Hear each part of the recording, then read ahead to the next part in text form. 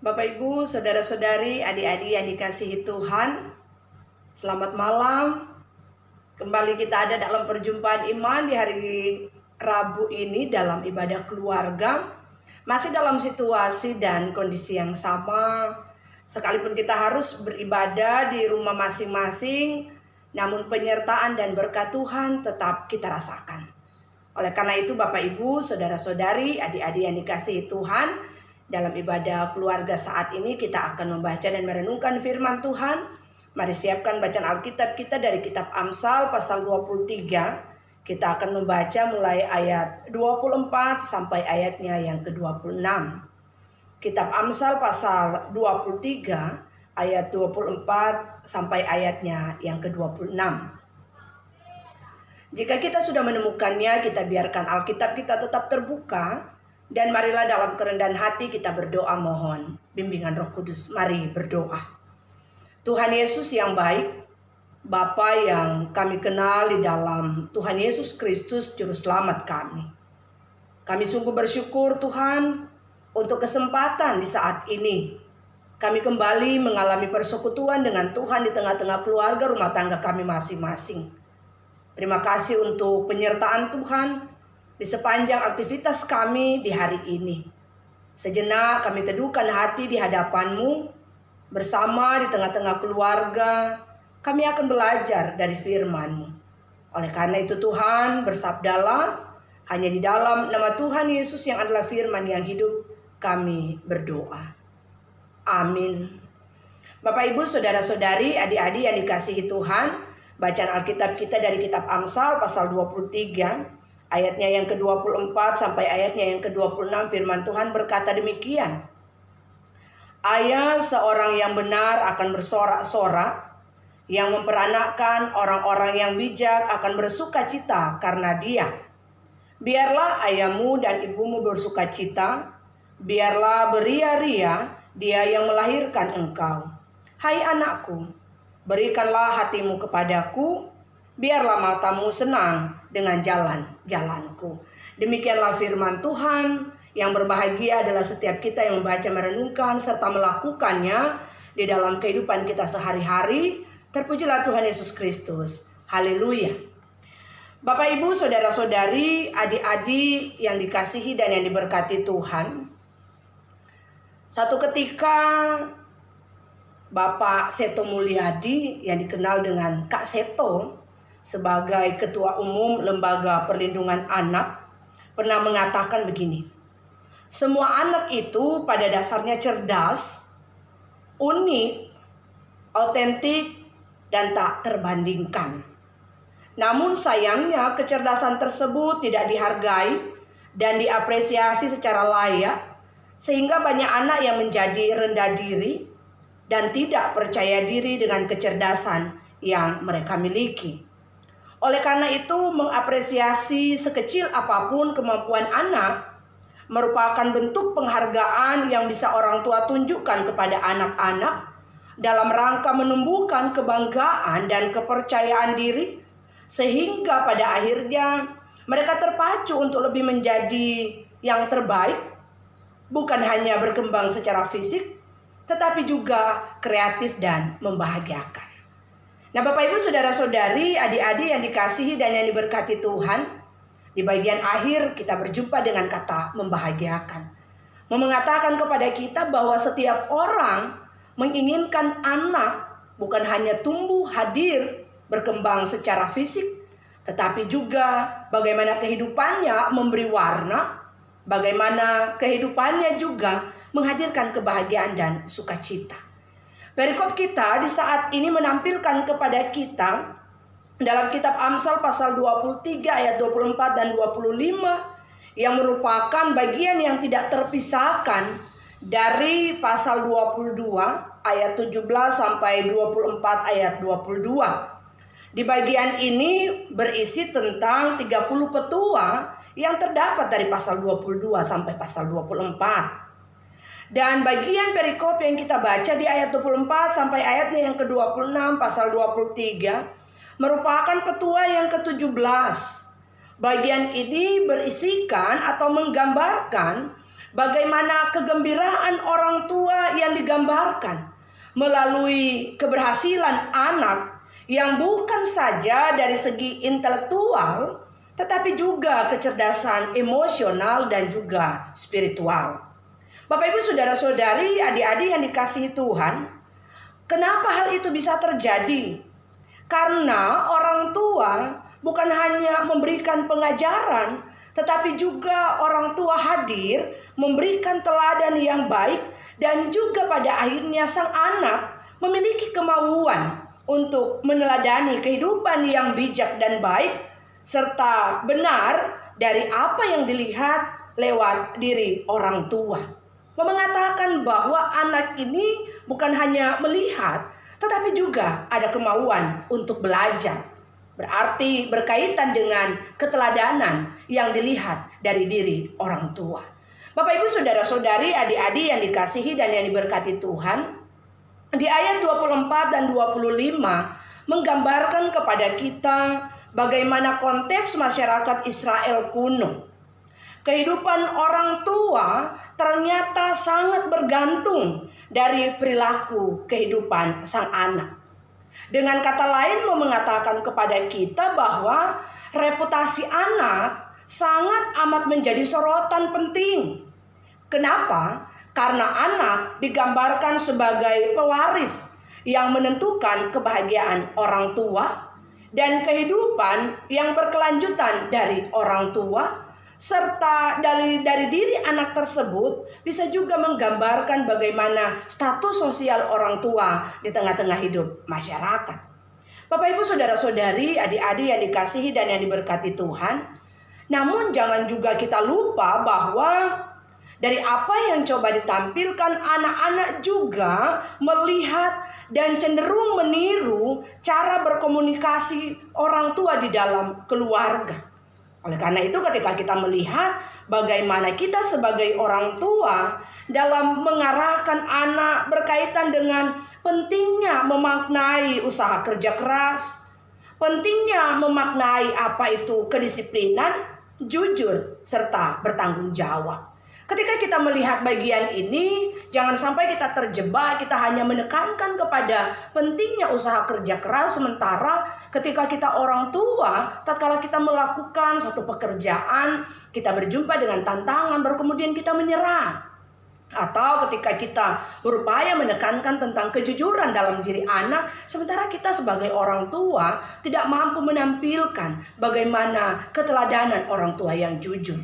Oleh karena itu, Bapak, Ibu, saudara-saudari, adik-adik yang dikasihi dan yang diberkati Tuhan, ketika memaknai hal-hal tersebut, ternyata juga hal tersebut dapat terwujud bila orang tua memiliki komitmen yang tinggi serta konsisten dalam mengaplikasikan nilai-nilai tersebut di dalam keluarga, berkaitan dengan upaya kerja keras, kejujuran, bertanggung jawab. Dan ketika kita melihat bagaimana harapan orang tua di dalam diri anak tersebut, otomatis yang dibutuhkan adalah komitmen dan juga konsisten untuk menampilkan apa yang terbaik bagi anak. Bapak, Ibu, saudara-saudari, adik-adik yang dikasihi Tuhan, pada ayat yang ke-26 kita berjumpa dengan kata berikan hatimu. Kenapa? Di dalam hatilah seharusnya pengajaran itu dipelihara dan dipertimbangkan. Untuk mencapai kedewasaan rohani, kita perlu bersikap rendah hati dalam menerima setiap teguran yang Tuhan arahkan bagi kita. Hati manusia adalah merupakan sesuatu yang diinginkan Tuhan. Dan kemudian mengatakan kepada kita ketika bicara tentang hati, hati menggambarkan juga perasaan. Hati adalah tempat perasaan berada. Hati juga adalah sesuatu yang bisa membuat orang itu bahagia, senang, gembira, tetapi juga bisa membuat orang gelisah. Hati memiliki nilai yang netral dalam arti ketika hati diisi dengan nilai-nilai yang positif, menyenangkan, maka hal yang nampak keluar adalah sesuatu yang positif. Ketika hati diliputi dengan suasana gembira, otomatis tampilan kita juga akan menunjukkan muka atau wajah yang penuh dengan keceriaan. Pun sebaliknya, kalau hati diizinkan dimasuki oleh hal-hal yang tidak baik, seperti marah, iri gitu kan. Dari apa yang ada dalam hati itu juga yang akan terpancar menampilkan bagaimana suasana yang ada di dalam diri kita. Dan ternyata ketika hati kita izinkan untuk dimasuki oleh hal-hal yang tidak menyenangkan atau hal-hal yang negatif, itu bukan hanya berdampak bagi diri kita secara individu, tetapi itu juga bisa berdampak bagaimana hubungan kita dengan orang lain yang ada di sekeliling kita. Karena kalau suasana hati kita lagi tidak nyaman, ketika kondisi atau suasana hati kita lagi marah, kita berjumpa dengan orang lain yang mungkin saja suasana yang sama, pada akhirnya bukan lagi menghadirkan suasana penuh kedamaian, suasana penuh kesejahteraan, tetapi pada akhirnya yang terjadi adalah pertengkaran dan juga bisa pertikaian dan lain sebagainya. Oleh karena itu Bapak Ibu, saudara-saudari, adik-adik yang dikasihi Tuhan, pada ayat ini menganjurkan agar seorang anak memberikan hatinya kepada orang tua. Apa maksud bagian ini? Hal ini menggambarkan berarti sebagai anak mau membuka diri, hati, pikiran, dan juga seluruh jiwanya untuk fokus kepada orang tua. Dalam arti anak juga memberikan ruang supaya ia dapat dinasehati, ia dapat dibimbing, ia dapat diajar dan diarahkan dari orang tua, bahkan mungkin dari sesama di sekelilingnya, apalagi dari Tuhan. Kenapa? Bila hati kita berikan kepada Tuhan, maka Tuhan akan membaharui kita dengan hati yang taat. Sehingga dengan hati yang taat itu juga kita dituntut untuk bagaimana melakukan setiap apapun yang Allah kehendaki di dalam perjalanan kehidupan kita. Nah Bapak Ibu, saudara-saudari yang dikasihi dan yang diberkati Tuhan, ketika kita melihat apa yang coba disampaikan dari Amsal pasal 23 ayat 24 sampai ayatnya yang ke-26 ini. Belajar dari perikop ini ada dua hal yang diingatkan kepada kita. Pertama, keluarga menjadi ruang pembentukan karakter anak.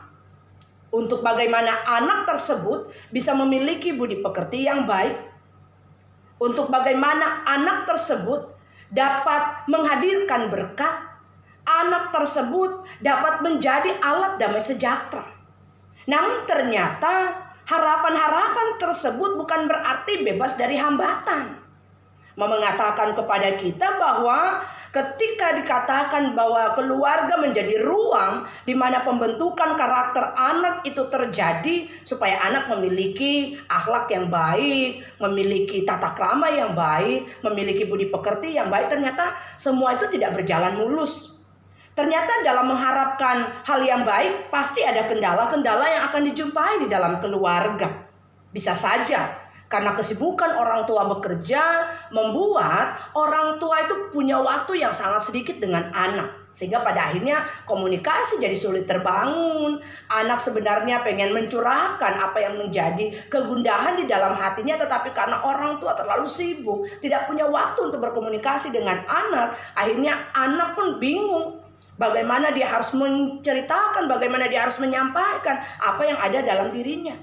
Dan juga di sisi lain kendala-kendala yang ada bisa saja karena kurangnya pengetahuan orang tua dalam mendidik anak.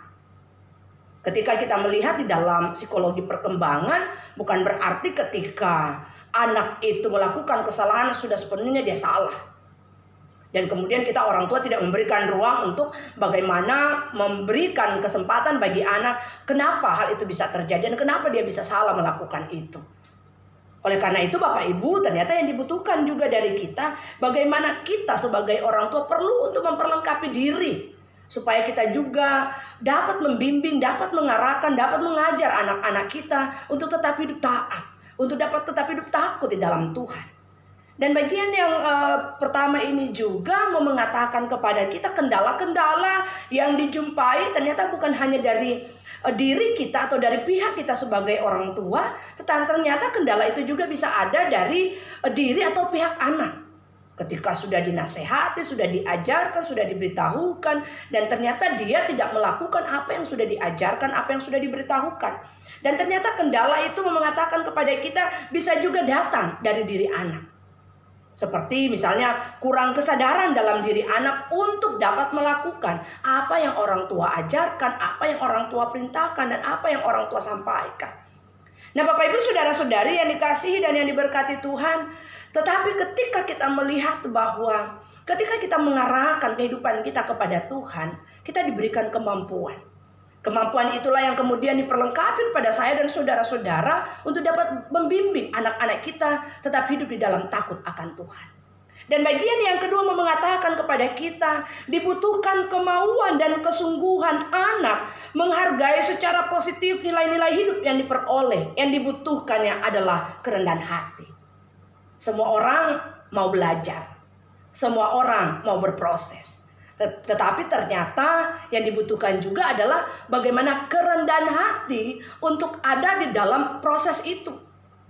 Semua mau melakukan yang terbaik, semua mau menginginkan yang terbaik. Tetapi ternyata untuk mendapatkan yang terbaik dibutuhkan juga kerendahan hati. Kerendahan hati untuk bersikap terbuka terhadap segala keadaan. Kerendahan hati untuk melihat bahwa kita juga membutuhkan bimbingan. Kita juga membutuhkan arahan. Kita juga membutuhkan pendampingan. Oleh karena itu Bapak Ibu saudara-saudari yang dikasihi dan yang diberkati Tuhan, ketika kita sebagai anak dituntut dari kita untuk bagaimana sikap rendah hati menerima arahan, didikan untuk menata hidup kita supaya jadi lebih baik. Tetapi juga mengatakan kepada kita bahwa orang tua juga dibutuhkan untuk menanamkan kepercayaan kepada sang anak. Ketika kita percaya, memberikan kepercayaan kepada anak untuk bagaimana dia bersikap jujur, dia bertanggung jawab terhadap kepercayaan yang kita berikan sebagai orang tua. Yakin dan imani bahwa ketika sesuatu yang dipercayakan kepada kita, kita lakukan dari hati. Dalam peran tanggung jawab kita di tengah-tengah keluarga rumah tangga sebagai suami, kita melakukan peran kita sebagai suami penuh dengan ketulusan dari hati. Demikian juga sebagai istri, pun kita sebagai orang tua. Dalam tanggung jawab kita sebagai orang tua ketika kita melakukan semuanya itu berdasarkan dari hati yang melihat bahwa anak-anak adalah berkat Tuhan. Kita membimbing mereka dengan penuh ketulusan. Kita membimbing mereka dengan kasih yang terarah hanya kepada Tuhan. Yakin dan imani bahwa ketika kita melakukan semuanya itu dari hati, berkat Tuhan bukan hanya hadir di dalam diri pribadi kita, tetapi berkat Tuhan itu juga berlanjut dalam hidup keluarga rumah tangga kita. Sehingga ketika keluarga rumah tangga kita mengalami berkat Tuhan, mari lanjutkan berkat Tuhan itu bagi banyak orang di sekeliling kita. Sehingga pada akhirnya kita bukan hanya menjadi orang tua yang penuh sukacita, anak-anak yang mendatangkan kebanggaan, tetapi keluarga yang mengalami berkat yang dari Tuhan datangnya. Selamat menghayati persekutuan dengan Tuhan di tengah-tengah keluarga. Tuhan Yesus memberkati kita semua. Amin. Mari kita berdoa. Terima kasih ya Bapa untuk kesempatan kami boleh mengalami persekutuan dengan Tuhan di tengah-tengah keluarga rumah tangga kami masing-masing. Biar kiranya Tuhan setiap harapan kami, setiap kerinduan kami, baik sebagai orang tua pun sebagai anak-anak, sebagai suami, sebagai istri, Tuhan juga terus memperlengkapi kami. Biar kiranya segala apapun yang kami karyakan, mengarahkan kami untuk tetap menyerahkan hidup kami seutuhnya hanya kepada Tuhan. Pakailah kami Tuhan untuk tetap menjadi teladan, menjadi berkat bagi banyak orang di sekeliling kami. Banyak hal yang kami gumuli dalam setiap kondisi keadaan yang ada di sekeliling kami. Pemerintah bangsa dan negara kami, demikian juga gereja-gereja Tuhan, Majelis Sinode GPIB Tuhan berkati. Demikian juga pelayanan kami tengah-tengah GPIB Jemaat Anugerah Sorek. Tuhan juga terus melindungi kami, berkati juga para medis dalam setiap upaya berkaitan dengan upaya-upaya menangani saudara-saudara kami yang terpapar COVID-19. Tuhan juga yang tetap merahmati mereka dengan kasih, kebaikan, kesehatan. Segala apapun yang mereka karyakan semata-mata hanya untuk memuliakan Tuhan. Demikian juga Tuhan segala gumul di tengah-tengah keluarga rumah tangga kami berserah sungguh banyak pada Tuhan. Mampukan kami Bapa untuk tetap melihat bahwa sampai detik ini pertolongan kebaikan Tuhan tidak pernah berubah dalam hidup kami. Terpuji nama-Mu Bapa di sorga. Inilah doa syukur kami, inilah permohonan kami. Di atas semuanya itu ya Tuhan, biarlah setiap doa, pinta dan sembahyang kami, biarlah bukan kehendak kami yang jadi, namun kehendak Tuhanlah yang jadi atas kami. Hanya di dalam nama Tuhan Yesus sumber segala berkat. Bagi kami semua kami berdoa dan mengucap syukur. Amin. Selamat malam, Tuhan Yesus memberkati.